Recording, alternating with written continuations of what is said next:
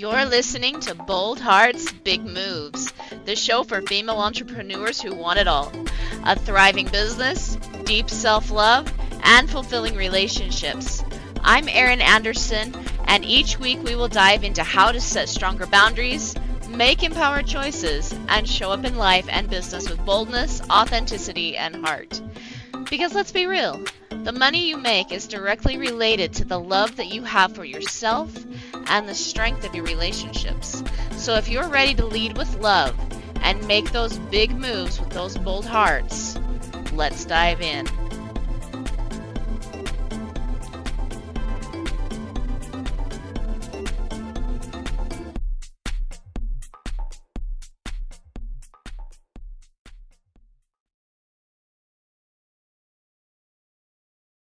Hey everyone, welcome back to another episode of Bold Hearts, Big Moves.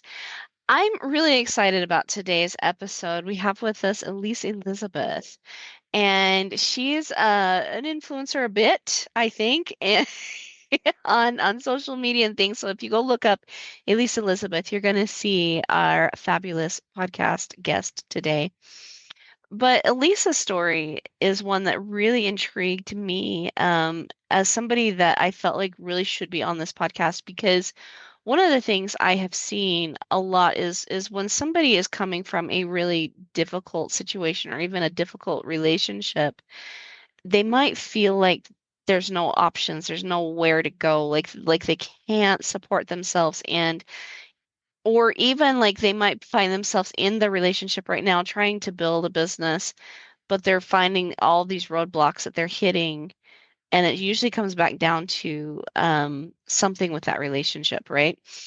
And Elise is someone who's broken through those boundaries, or broken through those bounds, I should say, because we love boundaries. Bounds is something different. And she's really standing strong, holding her own, and creating the things that she wants to do on her own. And so I felt like that was something, this is a story that definitely needs to be told on this podcast. So thank you, Elise, for being here. Yeah, thanks for having me. So let's go ahead and kind of start just a little bit with your story, like having just a difficult situation and growing from that. Like, kind of give our listeners just a little bit of an idea of what you've been through. Sure. So, just the way that I was raised and then moving into a marriage that kind of mirrored the family dynamic that I was raised with, um, it required me, or at least it demanded of me, to kind of play small and to live very small, live very submissively, and just kind of sacrifice myself for the betterment of everybody else around me and be that good little girl, don't ruffle the feathers. In fact, arrange all the feathers, make everything prettier and easier for everybody else, and just kind of sacrifice what everything that I am and everything that I care for. And also, even my gifts, I feel like were kind of required of me to shrink. I felt like I was Mm. shrinking and I felt like I needed to be small. So throughout my life and throughout my marriage, that was just kind of the theme. And I'm not going to point the finger at anybody. I take accountability for that. I had to realize at a certain point in my marriage, I had to kind of wake up. And I had four kids. This was at the point that my fourth was just born. So she was Hmm. a newborn baby. And I woke up one day and I just realized, Elise, you are living a lie. And you have been living a lie. And this is not you. And everything that you've been told is a lie about who you are and the role that you're supposed to play. And for so long, I felt stuck in that role. In fact, I felt like it was assigned to me and I didn't choose it. It was just assigned to me and given to me. And I was kind of indoctrinated from infancy to play this role. And I realized that it required me to sell my soul. Mm-hmm. And it wasn't something that I was willing to do anymore. And so I knew that I needed to make some really big changes. And those changes were the marriage was no longer able to support the changing version of me. And so that was the big shift, was shifting from being that full-time stay-at-home mom and housewife. I didn't work and I didn't finish my degree because I was, you know, fulfilling this role that was assigned to me. And I had to take ownership of my life from that day forward and say, you know what? I am going to be who I know I am. And I'm going to finish my degree and I'm going to go back to school and I'm going to work and I'm going to build a business because I feel called to this and I know that it's what I'm supposed to do. And I'm going to do that with my four babies, the weight of my four babies on my back. I'm going to do that and I can and I will. And it was very terrifying because I have never done anything like this before. Mm-hmm. And if I didn't feel called to it, I don't think that I would, but I do feel called to it. And I feel like my gifts that I was born with and that I have fostered throughout my life are going to serve me well as I build a business and as I launch into entrepreneurship. So it is scary, but when I really take a good look at myself, I know that I'm capable. Yeah, I love what you're just saying there. I know that I'm capable. I know that I'm capable. And I remember you also saying, like, as we first started chatting, like you gave yourself some time. A lot of like, now granted, I don't know the whole story between you and your husband, but I know like a lot of women think that they have to leave right now and they can't get some things in alignment, that they can't get like a little bit of a footing under themselves, right? And granted, I also think that there are some that do need to leave that minute, like depending on the danger and the level of the danger of the situation, right? But, if you're in that situation where, and I'll say it, like it sounds like there was some narcissism, like some narcissistic abuse, right? Because it's very prevalent in today's society. It's not easy to even get up and be like, I'm going to go back to school without having somebody that is anti you constantly at your throat, like constantly like beating you down, constantly trying to make you doubt yourself, right? And it sounds like that was some of what you were dealing with. So what did you do? Like what boundaries did you put in play? What did you do for you to make sure that that was not the main voice that you heard? Well, ironically, I feel like a lot of that was my own internal dialogue because of being indoctrinated from infancy. I did develop an internal dialogue that I had to battle. So a lot of it was being very aware and intentional. So I just had to be very aware of the dialogue that was going on inside my own head and the dialogue that I was hearing on the outside, and be intentional about what dialogue I'm going to actually internalize and take to heart. And it's hard because it's usually the people that are closest to you that are doubting you the most. Yeah, that Um, is hard. and it's the people that you love and trust the most and have the most intimate relationships that are oftentimes the ones who are trying to talk you out of chasing after your dreams. And so, and for me, it was also myself and my own self-doubt and my own self. I don't know, I was very insecure and I had to reprogram. Right. Like I had to reprogram myself and reprogram my own brain. And that required me to be very self-aware and very intentional. And I'm still battling it even to this day. And the people closest to me, I will still receive a lot of naysaying. And I have to be very selective of what I share. So a lot of your decisions have to just be internal and private if you are surrounded with that type of energy, that type of naysaying, narcissism, whatever, unsupportive energy, you just kind of have to do what you choose to do and do it quietly and just kind of let it unfold in front of people's faces and be the hero of your own story. And so what I'm hearing you say, and I love this, is do it anyway. Yeah.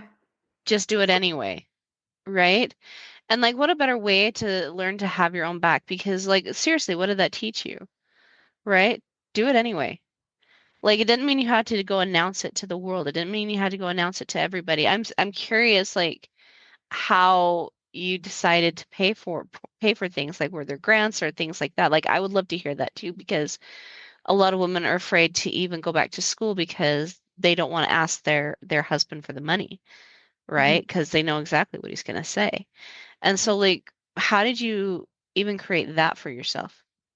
So my situation is very unfortunate and sad because my ex-husband has such a good income and I am on his tax returns that I do not qualify for financial assistance and grants.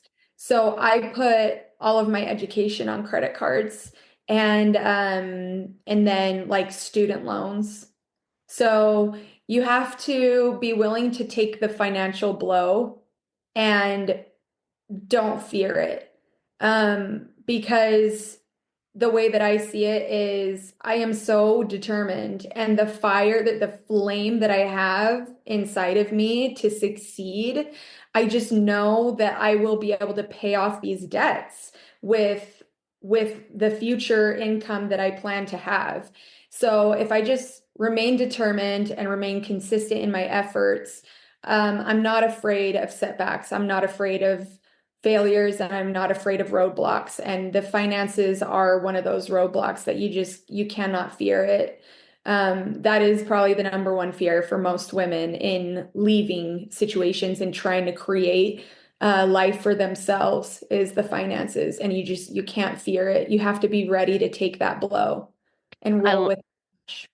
I love that because here's the thing, like being willing to take the risk, right? Either way, like let's just be honest, you staying in a relationship that was failing or getting out, either way is going to be a major risk, right? And you have to weigh that. And I think a lot of women say, like, I'm going to stay in this relationship because I have no idea where the money is going to come from. I have no idea how to create that money. And so it feels like less of a risk. But you're saying no.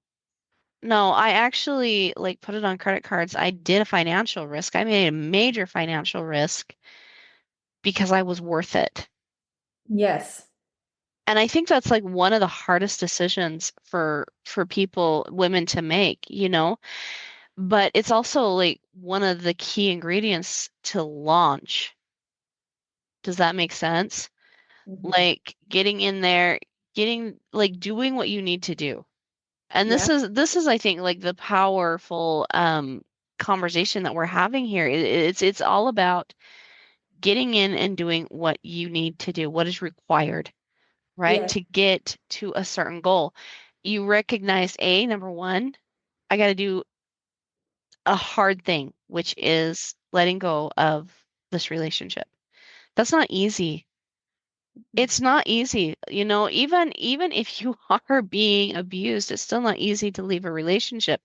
That's why so many don't. It's not easy. And then second, like getting your pillars underneath you, even at the financial risk, knowing that you're going to provide, like your mindset is so different. You know what I mean? Yeah. And so Yeah. like, yeah, go ahead. No, you got to be willing to get your hands dirty. And Yeah. you're investing in yourself. Yeah. So that's the investment. Yeah. And you've got to realize that you're worthy of it. So where did that come from? You know, because here's this narrative, right? That has been pushed on you. And this is something that I think so many women deal with, whether they're just a mom, and I'm not saying just a mom as a bad thing. Like moms are entrepreneurs through and through, right? So much. I could get into we could do a whole other podcast about that in and of itself. But like whether you're a mom or whether you're, a six, seven figure business owners, there's a lot of insecurity sometimes that comes up. You know what I mean? No matter what spectrum you're on, as a woman especially, and I think a lot of it is because the world is so volatile for us. It's not that same way with men. It is a very volatile world for women. And so what changed the narrative? So for me, I ended up purchasing this workbook for women that I found on Amazon. It was like this self-love workbook. And in this workbook, the activities required me to just pay attention to myself and see myself. And this was the big wake up call for me, was when I was actually intentionally seeing myself, I realized how much of what I am being told about myself and have been told about myself throughout my life was just a big fat lie, and how much of my life was not in alignment with the type of person that I am. So the wake up call happened by intentionally paying attention to myself and who I am and how I handle situations, how I handle difficult people, how I handle difficult conversations, how I handle impossible roadblocks and setbacks, and how I show up every single day, and why, and and the reason why I do these things. And it just opened my eyes to the type of person that I am. And that was where I feel like my value and sense of self-worth came in. I love that. Because it's true. Like looking back to my own healing story, right? Like I didn't have to leave a narcissistic marriage, luckily, but there's definitely narcissism in my past, right? And the lies and the things that are thrown on us, it's a thing, and we have to at some point become very aware of what we think, really aware of how those thoughts are creating results in our lives, like that awareness, right? And I think that that's something that a lot of people on the planet, not just women, I see it in men too, where that awareness is just not there, or they're terrified of that awareness, right? But it takes courage to say what they did is not okay. What they did, not okay. But what I'm doing is not okay. Mm. This is why we're in alignment right now. But in my soul, it's making me sick. Like I feel soul sick. Mhm. And so I have to do something different. I have to make a change. I have to get out. I have to do this. I have to do that. Right. And then all of a sudden we start realizing that we were our own best friend the whole time. You know what I mean? Yes.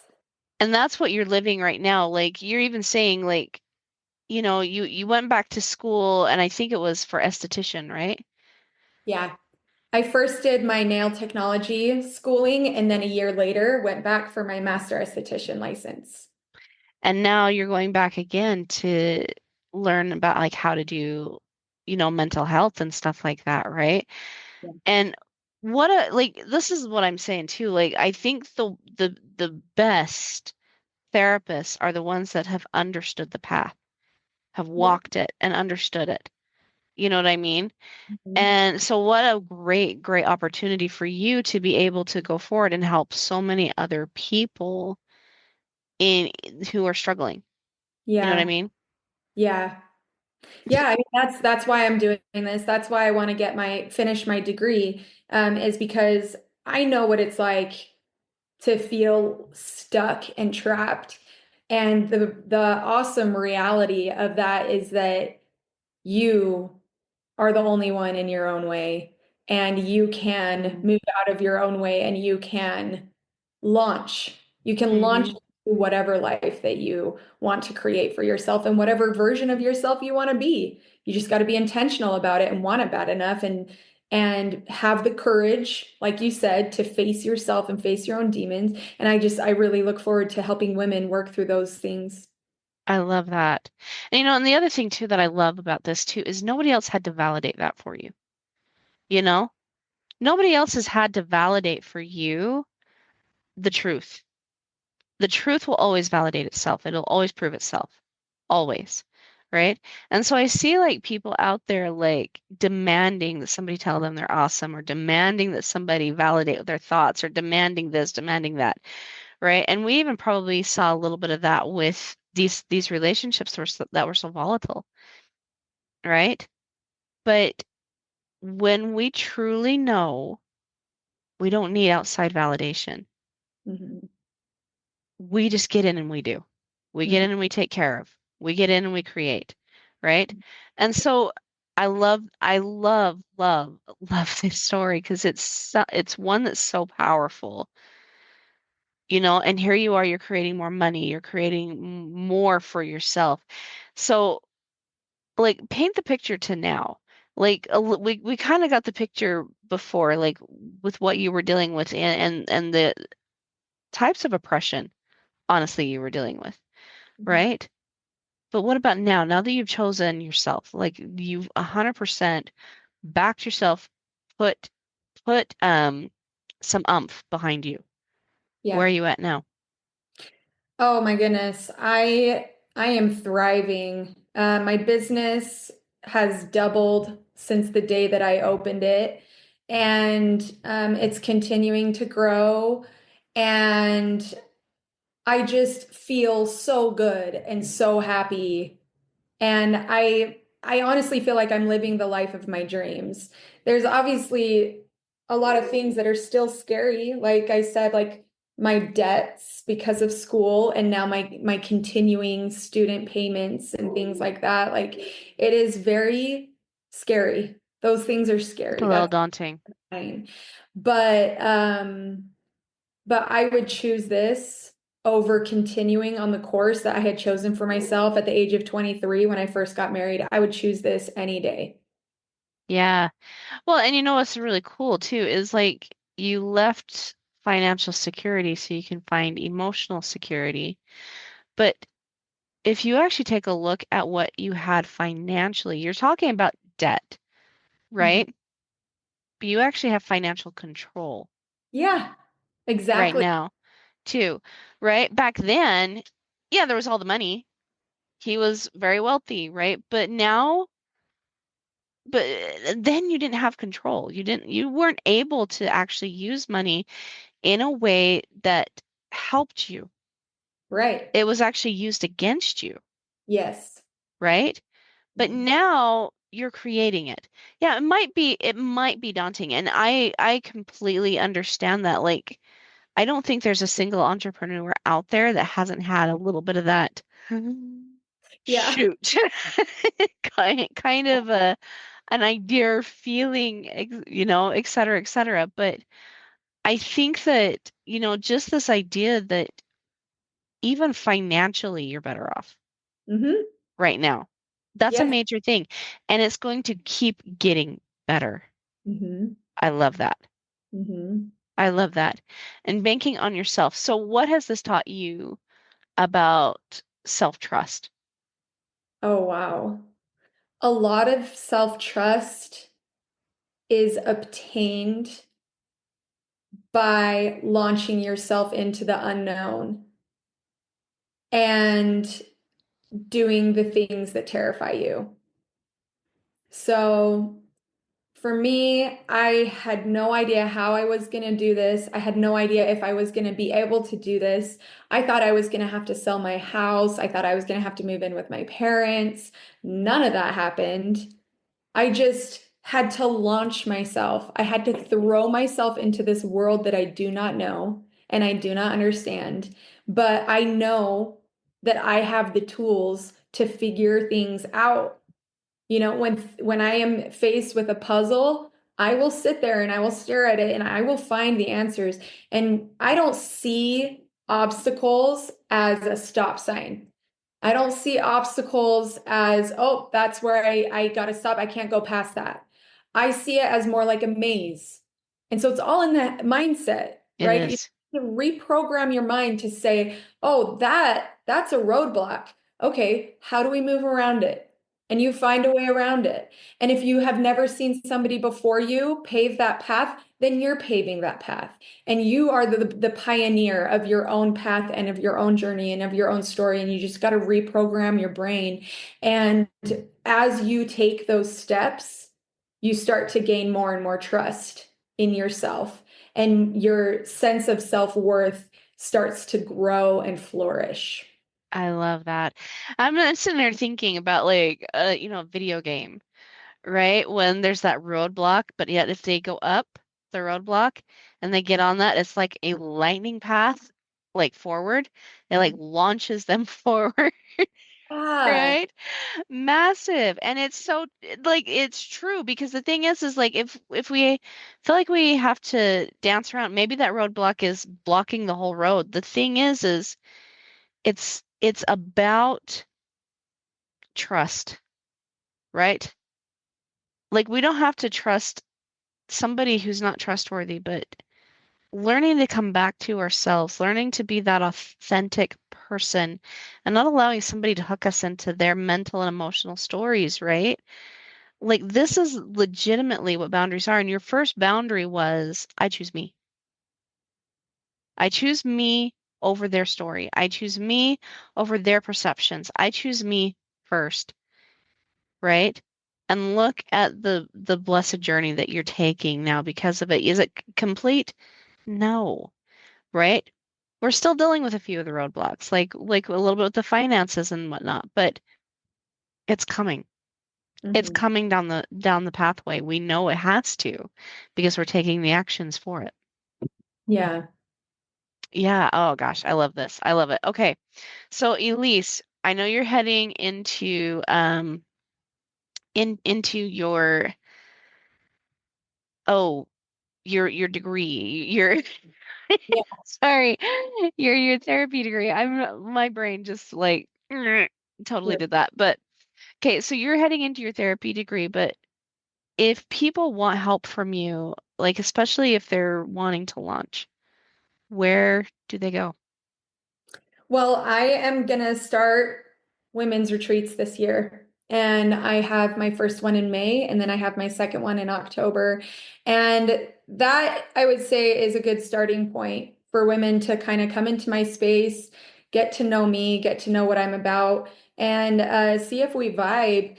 And if they feel like they vibe with me, if they feel like they feel aligned with me, then I would be a good option for them to choose as a mentor.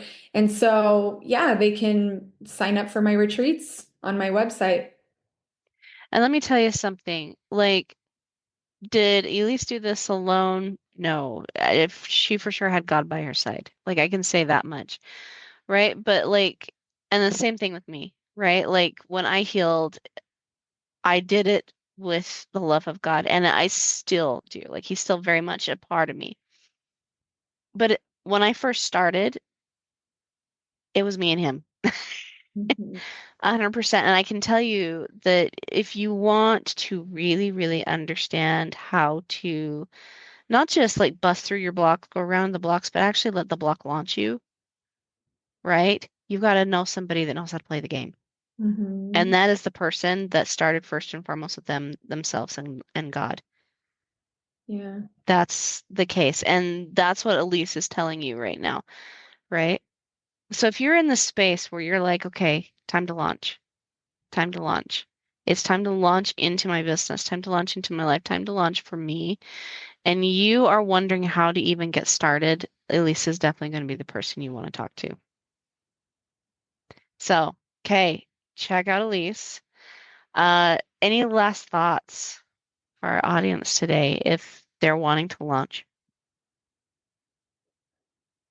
Don't worry about it being perfect and don't worry about having your plans all together. Just go. Just go, just do it. Pull the trigger, full send, figure it out along the way and let it be sloppy. And you cannot, the price that you have to pay for achieving your goals and your higher self and your dream life, the price is embarrassment. And you have to be willing to look a fool sometimes and to be feel embarrassed because you don't really know what you're doing and you can't fear that.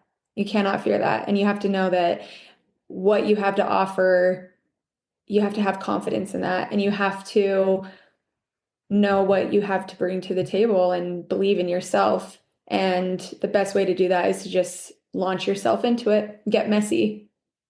I love this. Oh, I love it. All right, my guys, my loves, check out Elise. And yeah, I think you guys are gonna love a lot of what she has to offer. Okay, until next time, I'll see you guys soon. Bye.